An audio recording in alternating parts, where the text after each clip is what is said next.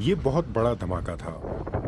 لوگوں کو دور سے دیکھنے والے فائر ورکس اصل میں بیروت کی بندرگاہ میں لگنے والی آگ تھی، جس کے بعد اتنا بڑا دھماکہ ہوا۔ لبنانی وزیر اعظم کا کہنا ہے کہ اس دھماکے کا سبب امونیم نائٹریٹ تھا، جو وہاں 2014 سے رکھا ہوا تھا۔ اسے کھاد بنانے یا دھماکہ خیز مادہ بنانے کے لیے استعمال کیا جا سکتا تھا۔ یہ پارلیمان کے نزدیک بیروت کے شہر کا اندرونی حصہ ہے۔ گزشتہ برس کے آخر سے ہی لبنان سیاسی اور معاشی بحران سے دوچار ہے، اور کورونا کی وبا سے پہلے ملک کی سڑکوں پر مظاہرے ہو رہے تھے۔ یہ تباہی ملک بھر میں پھیلی ہے اور اس کا صدمہ بھی کافی گہرا ہوگا۔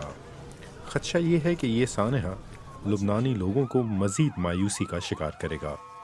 دھماکے کے چند گھنٹے بعد ہی ملک کے وزیر اعظم حسن دیاب نے قوم سے خطاب میں کہا کہ ذمہ داروں کو سزا دی جائے گی۔